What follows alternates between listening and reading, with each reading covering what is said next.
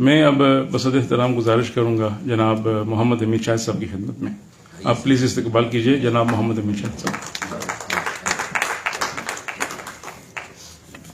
جناب صدر، علامہ محمد اقبال شاعر مشرق، علام حکیم الامت اور 20ویں صدی کے عظیم فکری رہنما اپنی شاعری میں عشق رسول کو اس طرح جلوہ گر کرتے ہیں کہ یہ محض عقیدت کا اظہار نہیں رہتا بلکہ انسانی فکر و روح کی بالیدگی کا سرچشمہ بن جاتا ہے. اقبال کی نعت ان کی شاعرانہ شخصیت کا وہ درخشاں پہلو ہے جس کے بغیر ان کے فکری نظام کو سمجھنا ممکن ہی نہیں ہے. حضور اکرم صلی اللہ علیہ وسلم کی ذات گرامی ان کے لیے نقطہ آغاز بھی ہے اور منتہائے کمال بھی. انہی کی سیرت وہ محور ہے جس پر اقبال کی پوری فکری عمارت استوار ہے. اقبال کے ناقدین عموماً ان کے سیاسی، فلسفیانہ، تہذیبی یا سماجی مضامین پر گفتگو کرتے ہیں، مگر ان کی نعت گوئی پر جو ان کی فکری کائنات کا قلب رواں ہے اس قدر توجہ نہیں پا سکی جتنا اس کا حق تھا. اور آج کا اجلاس اس لحاظ سے بہت اہم ہے کہ ڈاکٹر تقی عابدی صاحب نے اس موضوع پہ گفتگو کی. حالانکہ اقبال کی شاعری میں نعتیہ مضامین جذباتی وابستگی سے بڑھ کر زندہ حرکیاتی تجربہ ہیں جو تاریخ، تہذیب، روحانیت اور مابعد طبیعت کے گہرے تناظر میں اپنی معنویت پاتا ہے. آج کی تقریب میں اختصار کی خاطر میں ان کی شاعری میں نمایاں ہونے والے 3 پہلوؤں پر بات کرنا چاہوں گا جو ان کی مجموعی فکر کو سمجھنے میں معاون ہیں. یہ 3 پہلو ہیں: نمبر 1 عشق، نمبر 2 فرد کامل اور نمبر 3 خودی. نمبر 1، اقبال کا تصور عشق رسول ہی کی عطا ہے. ان کے پہلے مجموعہ کلام بانگ درا میں عشق رسول کی ابتدائی مگر پرجوش جھلکیاں نظر آتی ہیں. جواب شکوہ کے یہ اشعار اقبال کے تصور عشق مصطفیٰ کو ایک نئی جہت دے رہے ہیں. قوت عشق سے ہر پست کو بالا کر دے، دیر میں اس میں محمد سے اجالا کر دے. یہ رسمی نعتیہ شعر نہیں ہے، اس میں عشق رسول کا وہ تصور موجود ہے جو مسلمانوں کی اخلاقی اور روحانی بلندی کا ضامن بن جاتا ہے. اسی نظم کا ایک اور درخشاں شعر: کی محمد سے وفا تو نے تو ہم تیرے ہیں، یہ جہاں چیز ہے کیا لوح و قلم تیرے ہیں. دیکھا جا سکتا ہے کہ یہاں اقبال مابعد طبیعتی سطح پر وفا اور عشق کی وہ وسعت بیان کر رہے ہیں جو انسان کی تقدیر کا رخ بدل دینے کی طاقت رکھتی ہے. اقبال کی نعت عوامی روایت سے الگ ایک فکری اور جمالیاتی جہان رکھتی ہے. اس میں عشق جذباتی والہانہ پن کے ساتھ ساتھ شعوری وفور اور فکری تناظر کے ساتھ نمودار ہوتا ہے. وہ جب بھی نعت کے مضامین کی طرف متوجہ ہوتے ہیں تو نعتیہ جمالیات کی روح بھی منور ہو جاتی ہے. لوح بھی تو، قلم بھی تو، تیرا وجود الکتاب، گنبد آبگینہ رنگ، تیرے محیط میں حباب. اقبال رسول کریم صلی اللہ علیہ وسلم کے ذکر میں کائنات کی معنویت تلاش کرتے ہیں، اس کے جلووں سے انسانی زندگی کی جہات اجاگر کرتے ہیں. اقبال کے ہاں عشق محض جذبہ نہیں بلکہ کائناتی حرکیت کا اصول ہے، ایمان کی روح اور زندگی کی جلا ہے. عشق کا سرچشمہ ہے، رسالت مآب صلی اللہ علیہ وسلم ہے اور اسی لیے وہ خیر کامل کا درجہ دیتے ہیں. عشق دل مصطفیٰ، عشق دم جبریل، عشق خدا کا رسول، عشق خدا کا کلام. اقبال کے یہاں عشق ایسا نورانی عنصر بن جاتا ہے جو انسان کو اپنی اصل سے جوڑتا ہے اور اس کی تقدیر کو نئی معنویت دیتا ہے. اقبال کے خطوط، منظومات اور تہذیبی مباحث بتاتے ہیں کہ ان کے عشق رسول میں علم، تدبر اور درد ملت اسلامیہ کا ایسا گہرا رشتہ قائم ہے. وہ امت کی ذبح حالی کا ذکر بھی عشق کی روشنی میں کرتے ہیں اور امت کی اصلاح کا واحد ذریعہ عشق و اتباع رسول صلی اللہ علیہ وسلم قرار دیتے ہیں.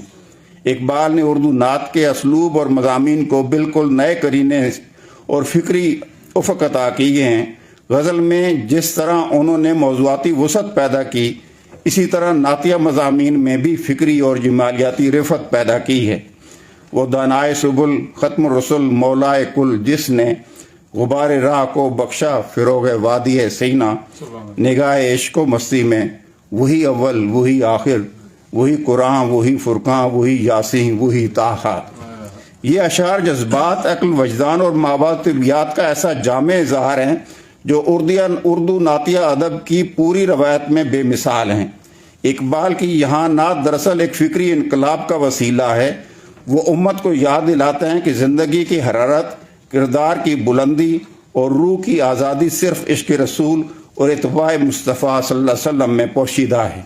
نمبر 2، اقبال کا دوسرا محبوب تصور فرد کامل کا ہے۔ ان کے عشق کی طرح انسان کامل کا تصور بھی رسالت مآب صلی اللہ علیہ وسلم سے گہری وابستگی کی عطا ہے۔ ان کے اس تصور کو ناقدین نے نادرست سمجھا اور اسے نقشے کے فوق البشر کے مماثل قرار دیتے رہے، جبکہ ان دونوں کے تصورات میں بہت فرق ہے۔ زندگی میں اعلیٰ اقدار کی تخلیق، انسانی خودی کی تعمیر، ایک خدا کو تسلیم کرنے اور زمینی خداؤں سے بے نیازی اقبال کے انسان کامل کا بنیادی وظیفہ ہیں۔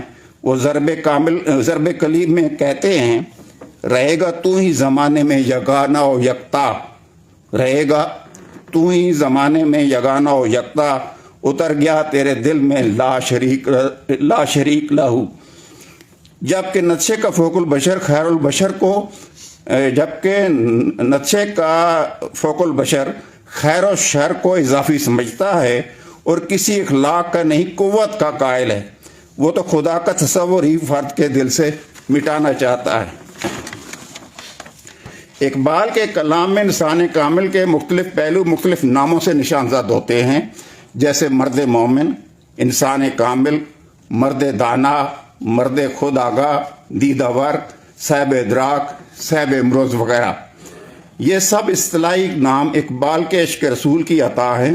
وہ سمجھتے ہیں کہ ان کی عرفہ ذات تک تو نہیں پہنچا جا سکتا، تاہم ان کی اور دیکھتے ہوئے سمت تو درست کی جا سکتی ہے۔ وہ ہر بار جناب رسالت مآب صلی اللہ علیہ وسلم کی طرف ہی دیکھ رہے ہوتے ہیں، چونکہ انسان کائنات کے مرکز میں ہے اور بلند ترین نمونہ ہے جسے نیابت الہی کی ذمہ داری سونپی گئی ہے۔ یہ ذات مطلق اور کائنات فطرت کے درمیان اتصالی کڑی ہے، اور اس اتصالی کڑی کو اعلیٰ اور افضل سطح پر ممکن بنانے کے لیے اقبال جناب رسالت مآب صلی اللہ علیہ وسلم کے کامل وجود کو رہنما پاتے ہیں، اور یہی اطیع اللہ اور اطیع الرسول کا تقاضا بھی ہے۔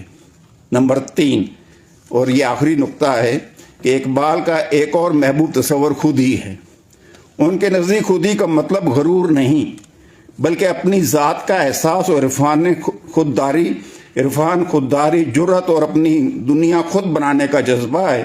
وہ عقل کی شک پر مبنی بنیاد سے بہتر ہے۔ اقبال کے یہاں خودی کی تکمیل کے 3 درجات ہیں: اطاعت الہی، ضبط نفس اور نیابت الہی، جبکہ عشق رسول خودی کو پروان چڑھانے کا سب سے بڑا ذریعہ ہے۔ یہ عشق بے خوفی، یقین اور عمل پیدا کرتا ہے جو عقل کی حدود سے نکل کر زمان و مکان سے ماورا ہو جاتا ہے، اور خودی کو اللہ اور اس کے رسول کے عشق سے جوڑ کر انسان کو معراج پر لے جاتا ہے۔ خودی کو کر بلند اتنا کہ ہر تقدیر سے پہلے خدا بندے سے خود پوچھے، بتا تیری رضا کیا ہے۔